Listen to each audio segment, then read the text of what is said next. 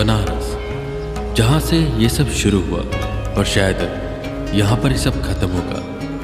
बनारस, जहाँ 2000 से ज़्यादा मंदिर हैं और उन्हीं में से एक मंदिर के पुरोहित थे पंडित वेदांत मिश्र, और उन्हीं को ढूंढते ढूंढते बनारस आया था आर्यन। बनारस की गलियों में भटकता आर्यन उसी घाट की तरफ जा रहा था जहाँ उसने पहली बार वेदा को देखा था पंडित के रूप में। आर्यन उस घाट पर पहुंचा। उसने उस मंदिर को नहीं देखा था जहाँ वेदा पुरोहित हैं, उस घाट को देखा था जहाँ पर वेदा बैठा करते थे। वो वहाँ वेदा को ढूंढ रहा था, पर वेदा कहीं भी मिल नहीं रहे थे। उसे वेदा की काफ़ी चिंता होने लगी। वो डरने लगा और सोचने लगा कहीं वेदा को कुछ हो तो नहीं, क्या वेदा ठीक तो है ना। और इसी खोज में वो बस यहाँ वहाँ किसी भूले भटके की तरह घूमता जा रहा था।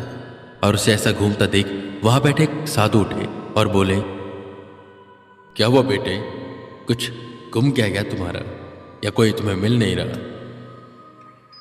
जिस पर आर्यन कहता है, हाँ बाबा जी, मैं एक शख्स को ढूंढ रहा हूँ, एक पंडित। वो यहीं पर बैठते थे पर अभी दिखाई नहीं दे रहे।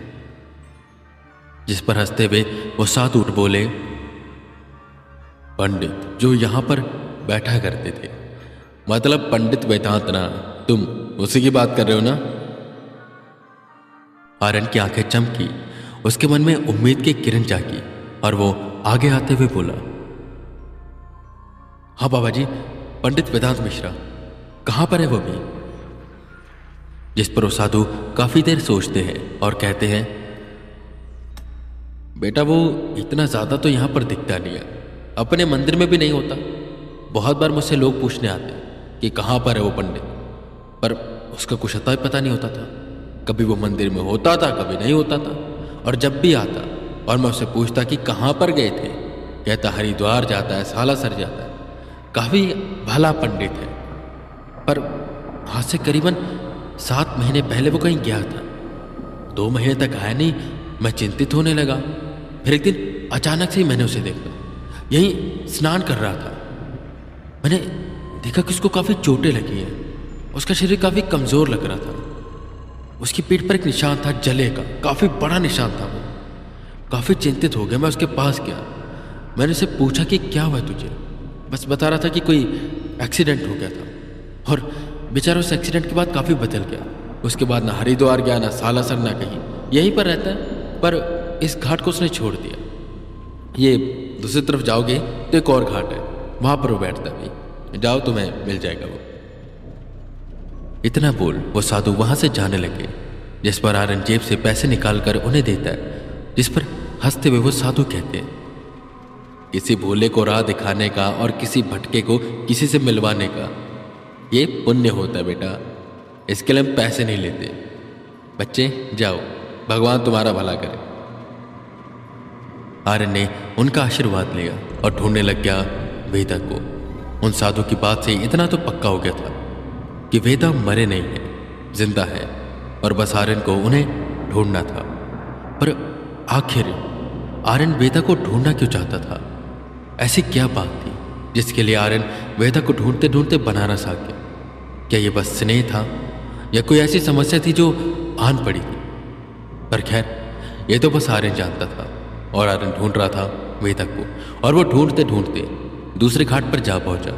इसी तलाश में उसे एक पंडित दिखाई दिए जो एक बच्चे के साथ खेल रहे थे।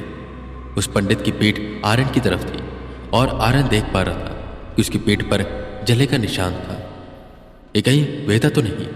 इतना सोच वो भागते हुए उस पंडित के पास आया और बोला, सर। आर्यन ने उस पंडित को बुलाया। ये बात सुनते ही वो पंडित उस बच्चे को गोद से उतारता है और कहता है, अच्छा बनी, अब हम बाद में खेलेंगे, शाम को पापा के साथ मंदिर जरूर आना, ठीक है? वो बच्चा वहां से चला गया और पंडित पलट कर देखते हैं। वो पंडित कोई और नहीं बल्कि पंडित वेदांत मिश्रा थे। इतने महीनों से गुम वेदांत मिश्रा आर्यन के सामने खड़े थे, पर काफी बदल से गए थे।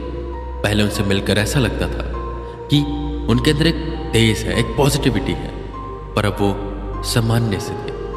मुस्कान थी पर दिव्य नहीं, ताकत थी पर डिवाइन नहीं। आर्यन ने इसी के साथ देखा उनके हाथों का वो टैटू भी गायब हो चुका था। आर्यन चिंतित होते हुए कहता है, सर ये आपको क्या हो गया? आपके पीठ पर ये निशान, और आप इतने महीनों से कहाँ थे? मैंने आपको कांटेक्ट करने की कितनी कोशिश की। सर ये सब क्या है? जिस पर आर्यन को शांत कराते हुए वेदा उसे अपने साथ चलने को कहते।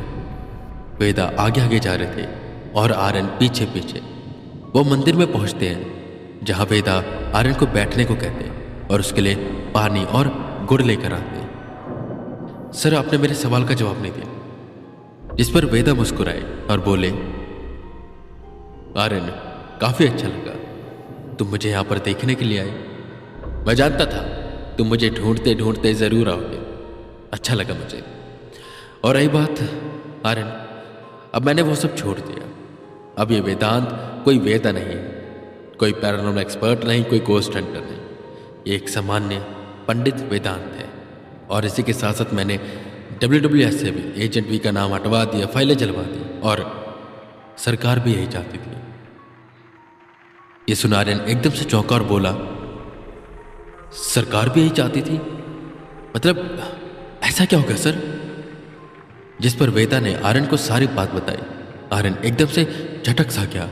वो खड़ा हुआ, उसके हाथों में पकड़ी वो गुड़ की ढेली गिरी और वो बोला, क्या मतलब अब आपके पास कोई भी पावर नहीं है?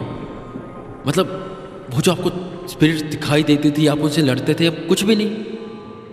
जिस पर वेद उसे शांत रहने को कहते हैं और बिठाते हुए बताते हैं, आर्यन इतना ओवर रिएक्ट मत करो। हाँ मेरे पास पावर्स नहीं बची है, पर ना जाने क्यों वो सफ़ेद पक्षी एक ताकत मेरे पास छोड़ गया।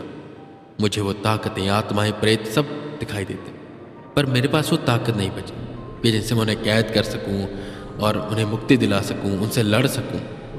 मैं बस एक साधारण मनुष्य हूं जिसे बस आत्माएं दिखाई देती, और उसका कारण मुझे जहाँ तक लगता है उस सफ़ेद पक्षी का आशीर्वाद या ग्रहों की स्थिति। मुझे कुछ भी नहीं पता, और मैं सच बताऊं तो जानना भी नहीं चाहता। बस तुम इतना जान लो कि जिससे तुम मिलने आए हो वह एक पंडित वेदांत मिश्रा है, इस मंदिर का पुरोहित और बनारस का वासी।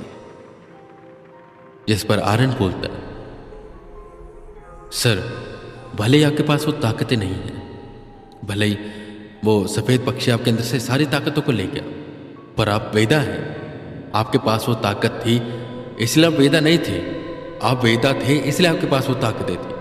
अगर वो ताकतें चली भी गई तो भी सर अब वेदा ही है। हमारा मिशन था सर कि हम लोगों को दूसरी दुनिया की ताकतों से बचाएंगे, आत्माओं से बचाएंगे। इसके बीच हमारे दोस्त की डेथ भी होगी, राजन। सर क्या सब कुछ ऐसे छोड़ देंगे? आप खुश हैं ऐसे? देखिए सर, एक केस आया हुआ है, उसे हमें सॉल्व करना, और आप मेरे साथ चलेंगे केरला। मैंने 2 टिकट करवा लिया, बस बात खत्म। जिस पर वेदा साफ साफ मना कर देते हैं और कहते हैं, नहीं आर्यन, मैंने एक बार तुमसे कहा ना, बस बहुत हो गया। मैं पंडित वेदांत मिश्रा हूँ, कोई पैरानॉर्मल एक्सपर्ट वेदा नहीं। मैं तुम्हारे साथ नहीं जाऊँगा, और बेटर यही रहेगा कि तुम इस वेबसाइट को भी बंद कर दो जहाँ से हमें केसेस मिलते हैं, और जो केसेस अब तक तुम्हारे पास आए हैं उन्हें WWH को फॉरवर्ड कर दो, वो देख लेंगे। बाकी मुझसे मिलने आते रहना। जिस पर आर्यन खड़ा हुआ और बोला, नहीं सर, आप जल्दबाजी में फैसला कर रहे हो, वक्त है सोच लो। मैं आपको यही सलाह दूंगा कि एक बार आराम से बैठिए, सब कुछ सोचिए, उन लम्हों को सोचिए, वो चीज़ें सोचिए जब हम किसी को इन दुविधाओं से मुक्ति दिलाते हैं तो वो कैसे खुश होता है। सर कल शाम की 7:30 बजे की ट्रेन है, मैं स्टेशन पर आपका वेट करूंगा। अगर आप नहीं आएंगे तो मैं अकेले ही चला जाऊंगा, पर मैं ये काम नहीं छोड़ूंगा। इतना बोल आर्यन वहां से चला गया, और जाते हुए आर्यन को भी वेदा ने यही कहा था कि वो नहीं आएंगे। जैसे वो मन बना चुके थे कि उन्हें ये गोस्ट हंटर, पैरानॉर्मल एक्सपर्ट, ये सब नहीं कुछ करना। वो बस एक पंडित है और ऐसे ही खुश है।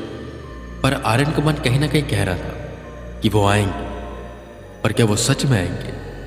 ये तो आर्यन को कल ही पता चलने वाला था।